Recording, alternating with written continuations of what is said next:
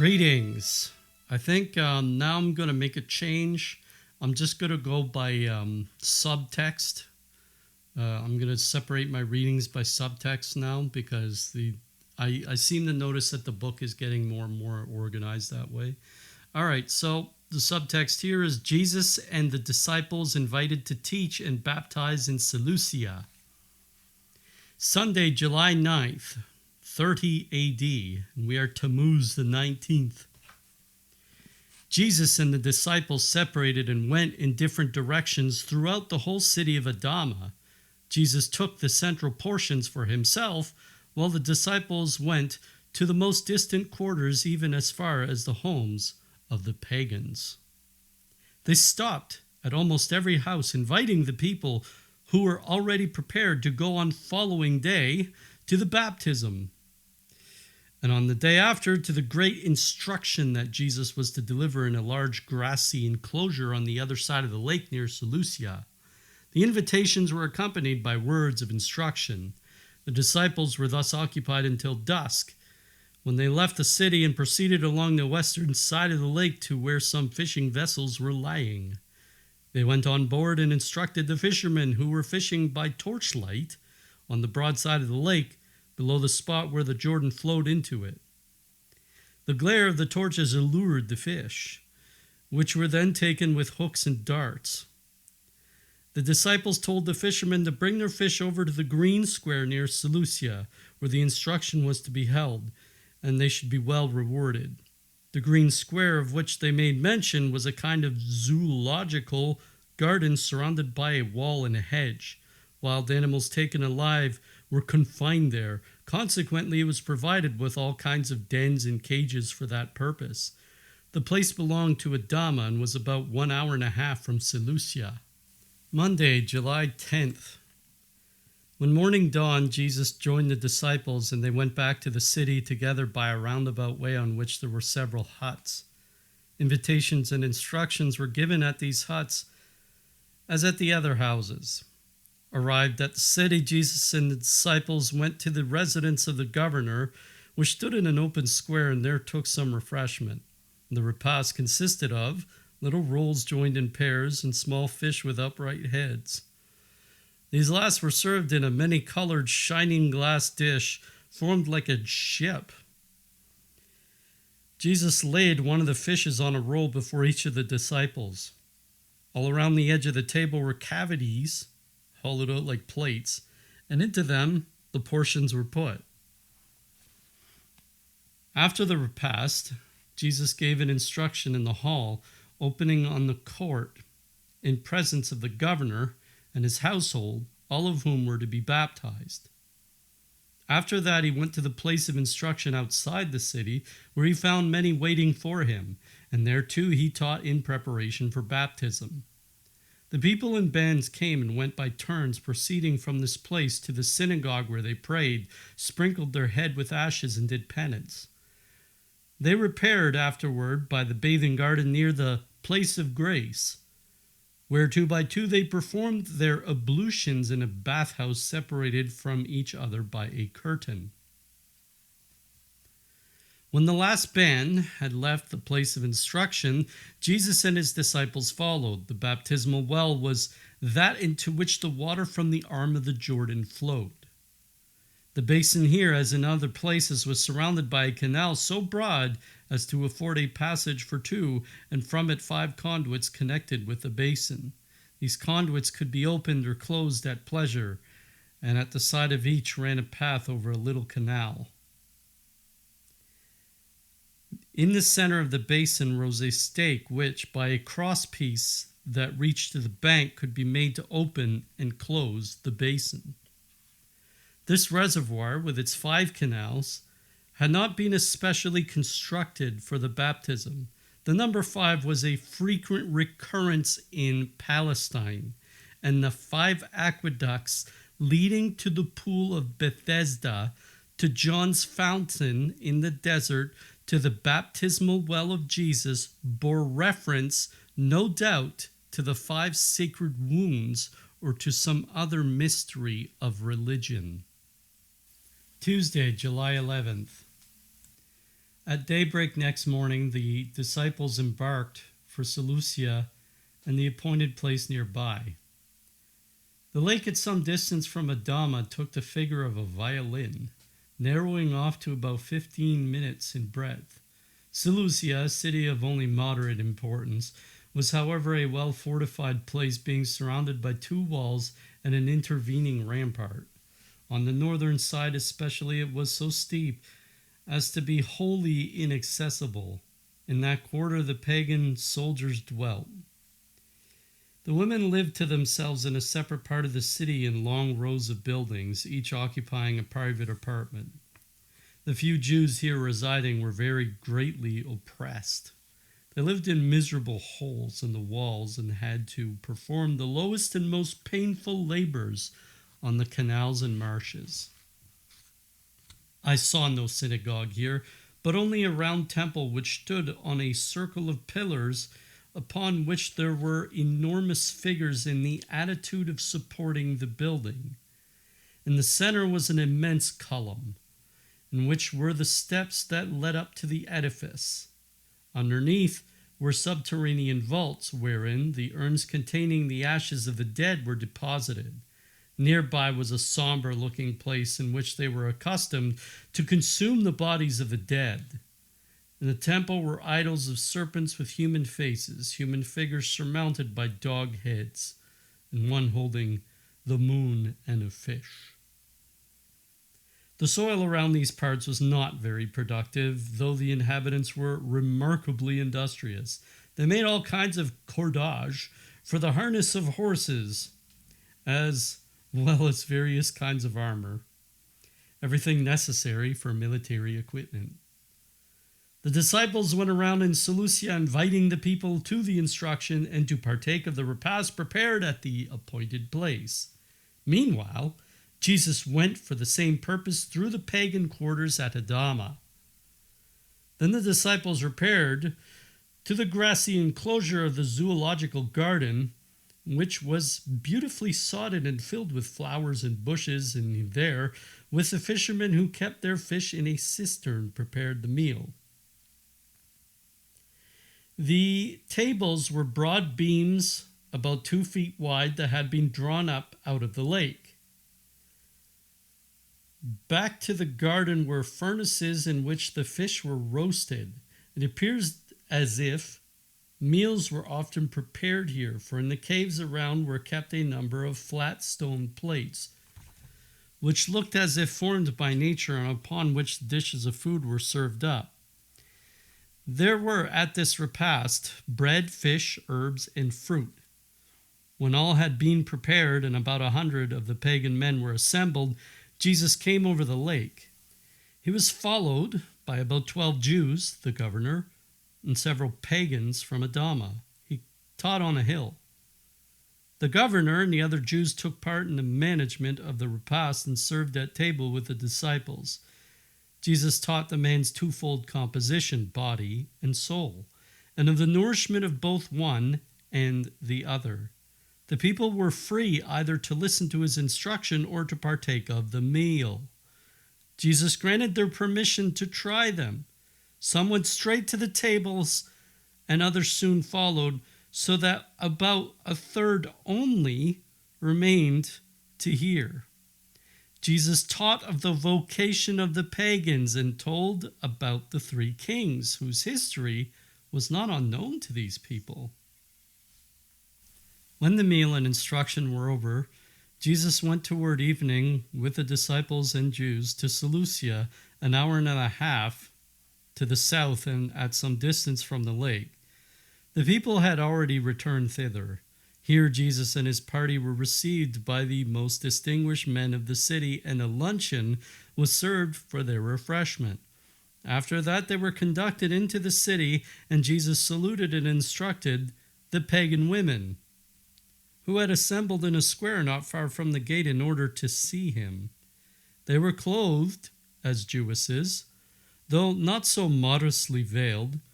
Like most of the people of this region, they were not tall, but stout and robust. Jesus entered a large public hall wherein a banquet had been prepared in his honor. There was a great deal of feasting going on in these parts. Jesus, the disciples, and the Jews sat by themselves at one of the tables. At first, the Jews were unwilling to partake of the entertainment, but Jesus told them that what entered the mouth did not sully the man, and added that they who would not eat with him would not follow his doctrine. He taught unweariedly during the whole of the entertainment. The pagans used tables higher than those of the Jews and also small single ones. They sat cross-legged on cushions like the people in the land of the three kings. The food servings consisted of fish, herbs, honey, fruit, and flesh meat roasted brown. Jesus so impressed them by his teaching that they were very much grieved when he had to leave. They begged him so earnestly to remain with them that he allowed Andrew and Nathaniel to do so. I'm guessing that's Nathaniel Chancellor. The pagans were very curious when there was a question of novelty. It was already dusk when he left them. The houses in which the women dwelt faced on a broad street, though their rear was built in the wall or the rampart of the fortification. Some of them were very beautiful, separated at intervals by gardens and squares in which the women carried on their domestic affairs and did their washing. Jesus addressed them in their usual meeting place. In Seleucia also, Jesus spoke of a baptism as of a purification. And when they wished to detain him longer, he told them that they were at present incapable of understanding more. Wednesday, July 12th. From Seleucia, Jesus returned to Adama. In the synagogue, a feast of thanksgiving was celebrated by the newly baptized, who occupied the places of honor and chanted canticles of praise. Numbers of others were baptized when Andrew and Nathaniel Chancellor returned from Seleucia. The converted Jew, and I'm guessing this references the last reading, exhibited naught but humility and a desire to render assistance to Jesus, delighted to act as servant and messenger on all occasions. Now, just an aside here, that Jew was converted in Adama. So, Thursday, July 13th. We are Tammuz the 23rd now. A great number of sick had been unable to attend Jesus' instruction and the baptism. Consequently, with Saturn and the disciple who was related to him, he went to hunt them up in their homes. The other disciples started for the cities Azor, Kadesh, Berotha, and Thisbe, all from 2 to 3 hours north of Adama, in order to invite the inhabitants to the instruction which Jesus was going to deliver on a gently rising mountain on the road from Kadesh to Berotha. On the top of that mountain, which was covered with vegetation, and in an open space surrounded by a wall, stood a chair used from remote times for teaching. In some places the disciples went to the chief magistrates and called upon them to invite the people to the instruction that the prophet from Galilee would deliver on the mountain the day after the Sabbath, while in others they themselves went to the houses and invited the occupants to the instruction. Meanwhile, Jesus was going around in Adama among the rich and the poor, Jews and pagans, healing the dropsical, the lame, the blind, and those afflicted with an issue of blood. I was especially surprised at the sight of 10 possessed men and women, all of them pure Jews. I never saw so many possessed among the pagans. Some of these 10 were of distinguished families. They were confined in grated chambers in their own houses, either in the house or the forecourt. Jesus was coming toward them. They began crying and raging in a frightful manner, but on a nearer approach, they became quiet and stared at him perplexedly. I saw him by his glance alone, driving all the devils from them. They left them under a visible form, a vapor, which afterward assumed the shadow of an abominable human figure and then disappeared. The bystanders were amazed at the sight. The former possessed turned pale and sank down unconscious. Jesus addressed some words to them, took them by the hand, and commanded them to rise. Then, as if coming out of a dream, they sank on their knees giving thanks, and rose up changed men. Jesus then exhorted them and mentioned the faults they should correct. When the disciples returned to Adama, they took a meal with Jesus at the chief magistrate's. They had purchased fish and bread at the places they had visited and ordered them to be delivered at the Mount of Instruction. The food was intended for the audience. Jesus received presents from many people and various places. I saw little bars of gold that looked like twigs. These gifts were devoted to the purchase of food for the multitude. Jesus had not broken his fast since the last meal taken at Seleucia. Friday. On the Sabbath, he taught in the synagogue of Adama. There were also a party formed against Jesus. They sent 2 Pharisees to where John was teaching in order to hear what he had to say about Jesus, and thence to Bethabara and Capernaum to inform some of their friends that he was now going around among them baptizing and making disciples. When these messengers returned, they spoke against Jesus and spread the calumnies they had heard, but their efforts gained no adherence to their own party. Saturday, July 15th. Once the magistrates of Adama interrogated Jesus as to what he thought of the Essenes. They wanted to tempt him because they pretended to have remarked in his sentiments some similarity to those of that sect, and also because James the Less, his relative, and who was then with him, was an Essene. A lot of the apostles were Essenes or related to them, by the way. They brought all kinds of accusations against them, condemning chiefly their retired life and their celibacy. Jesus answered in very general terms. One could, he said, find nothing to reproach in those people. If they were called to such a life, they deserved great praise. Everyone has his own vocation. Were a cripple to aim at walking upright, he would hardly succeed. When the magistrate objected that so few families were raised up by them, Jesus enumerated a great many Essene families and spoke of their well-bred children. He alluded to the married state, first of the good, then of the bad. He neither took part with the Essenes nor did he accuse them. The people did not comprehend him, though they saw that he had family connections among the Essenes and kept up contact with them. And here is where I'll end the reading because the new subtext begins. All right, so some notes.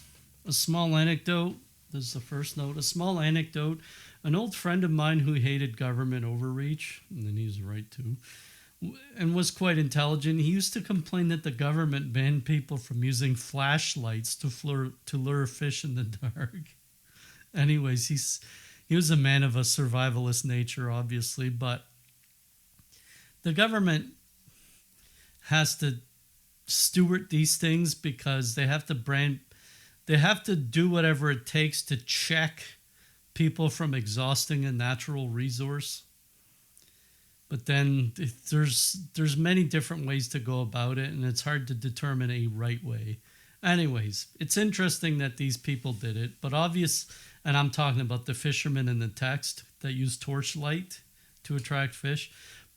But obviously, their populations weren't going to exhaust all the fish in the lake. But looking at this from my literative eye, that's not even a word, there's 2 loose allusions that are to be made here. The first is that when Moses marched the Israelites in the Exodus, it was a pillar of cloud by day and a pillar of fire by night. It suggests that there were 2 rhetorics going on. One of them was mystery and the other was passion. And some fish swim at night and they are drawn to fire, which is like an allusion to passion, which God is telling us through the catechesis of nature that passion can be an attractive and alluring thing. The second thing I'm alluding, or that I feel like there's an allusion to, that there's perhaps the fishermen are themselves drawn to torchlight and such a method, since the disciples came to them at night. Ooh. So anyways, I study, next note, I study numbers. If you saw my Sirocco video, you'll know that I study them, well, a lot. I had an aptitude for math and arts and drawing when I was a kid. I like seeing and recognizing patterns. So when the number 5 comes up, yes, the 5 wounds come up. But 5 is also a number that I see as a set of stairs. 1, 3, and 5 are the flat portions. 2 and 4 are the elevation. As though it's like the attitude and the status.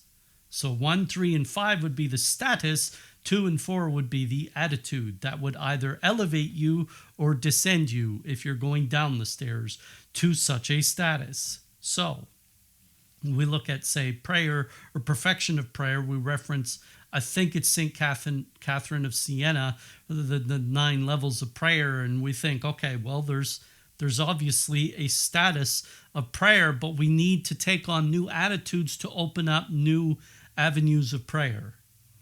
And this is something I'm personally researching. It's not going very well. But maybe I need to read more St. Catherine of Siena. Anyways, the pool of Bethesda was in John 5. John 5, we contrast the state of people wanting to be healed, that is, to become elevated, to connect with God. We contrast that to the Pharisees who wanted nothing to do with God. And remember, in this text, later on, Jesus says to the people who suffered from the demons, who were all Jews, by the way, he said, well, she remarked that they were mostly Jews, or in this text, more Jews than pagans were infected by demons, because they all had a fault that invited devils in. But anyways, in here, the Pharisees were kind of being a stumbling block for people rather than enablers. They weren't enabling people to heal, they were stumbling them from healing, because they wanted to condemn Jesus for healing on the Sabbath, because they didn't get that the whole point of the Sabbath was the regeneration of mankind, the rest, the healing after one has had a weary week. The Pharisees then put themselves in a degenerate state, or the degenerative state, because the rule of the Sabbath was more important than the point of it. This is a disorder, by the way. In Genesis 5, we see the generation of Adam to Noah, the stages of it expressed before us. The number 5 is where we can see a neat grouping, like the number 10. It's easy to separate things by 5s or by 50s or by 10s. So 5 can represent something orderly, organized, cataloged, and easy to understand. But order is the word that sticks out. So, I repeat, the key concepts of the number 5, as I have found it, are ascension, succession, regeneration, simplification, and right order. But every number is a mystery, and there is a catechesis in each of the numbers, and I'd more than recommend people to study them to see what it can represent to them. Studying numbers opens up pathways as other mysteries do. And when you do study numbers, it can help you really remember a lot of what takes place in the texts contextually. So, yeah, I encourage it. Now, every number is a mystery. There's a catechesis in each one of them, and it opens up pathways in the mind as other mysteries do. It just makes you smarter. So when it comes to the feeding of the 5,000, for example, in Luke's gospel, the people were separated in groups of 50s. Ooh, you know. So it tells you that this is like a clean cutting, a clean portioning. All right. So the next note, we're treated to the flesh and spirit dichotomy again. Jesus was teaching, and he said that the body and soul both need to be fed. So he let people go to eat. But when he was teaching, and this was while he was teaching, they went and ate, and the text says only about a third remained, which tells you a lot about humanity. Most people, they want their food, and that's it. They don't hunger for God. They don't hunger to feed their souls. And this is a problem. Now, this reminds me of Martha and Mary. When Mary was at Jesus' feet, Jesus told Martha that Mary is basically feeding her soul, which is the preferable activity of the time. Jesus was teaching. That was feeding the soul. So why was Martha working? She should have been at his feet as well, because that's what the time was for. The soul, or the spirit, takes precedence over the flesh. They say, well, if you don't feed the flesh, you'll die. This is the motto of the survivalist, right? But the truth is that if you don't feed the soul, you die, and you die eternally, because your death is imminent in the flesh, but your soul's death is not. So guess what you want to feed first? So only a third remained to hear him teaching, and that was something that told me that. So, in continuation of that note, although I have this as another note, I get shows recommended to me, and they're scripted. And I don't watch much scripted television. I feel like it's kind of a pointless distraction in most cases. I like nonfiction stuff because there's a catechesis hidden in nonfiction. But in fiction, I find catechesis gets stripped from it. And it ends up being like food that is like sugar or processed or whatever. It just ends up being, it's stuff people want to eat, but it's not stuff that's very healthy for the body. And a lot of these shows do poison the mind with nonsense. And even nonfiction can, if they're based on a subject of like apologetics for a group of degenerates. So this stuff can eventually poison the soul. Now, Jesus says here to the Jews who did not want to partake in what the Seleucians were doing, he said, well, what goes into man does not taint. And we get that in the gospel, but in a different way. He declares all food clean, right? What goes into man does not taint, but here he says, if you do not eat with Jesus, then you are tainted.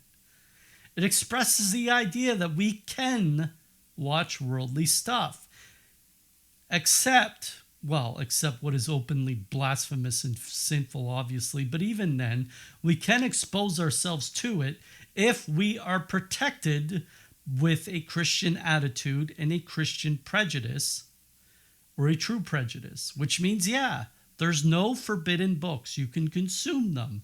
But if you do not consume them with a Christian prejudice, but are instead inflected by a worldly prejudice, then they will further mire you in taint. But if you do have a true prejudice, then like tides battering against a stony wall, it might erode at you a little, but it won't put you under the sea. But I caution it all the same. Now, the sea is obviously the world. But I caution it all the same. Your first priority is God. After that, you can consume the world. But if you don't put or consume God first, then consuming the world causes problems. Next note, last note. The criticism against the Essenes often reminds me of criticisms against Catholics that are attached to the orthodoxy or that pursue perfection through extreme means like a lot of fasting and prayer and going to weekday masses and things like that. And a lot of them want to go to confession a lot more often than it's being offered these days. They want to live holy lives, but unfortunately, the church has not made the tools available to them, and that's a problem. But when these people criticized the Pharisees, what did Jesus say? Leave them alone. That's their vocation. There's some people that want to chase a monastic life. They want to chase the perfection of their soul, and it's the most noble thing of all. And it goes back to the eating lesson, what you want to eat. Well, some people may not want to consume what is of the world. They want to consume what is holy. This is why I read these texts, and this is why I'm reading you these texts, in case you want to consume them, in case you want to elasticize your mind to things that great mystics thought. So I think we should treasure people that are looking to perfect holy living. After all, we're treasuring Blessed Catherine and Emmerich with these texts. So yeah, we should push the boundaries of human limitation. And look at what she did. She lived on the Eucharist for a long time, just on the Eucharist, no other food. So yeah. So you can probably sense that criticism against the Essenes was something of particular importance to Blessed Catherine and Emmerich, because she was like an Essene. She lived a very severe life. And we should treasure people who live or choose to live a severe life, wanting to become closer to God. Anyways, that's it. Ave Maria.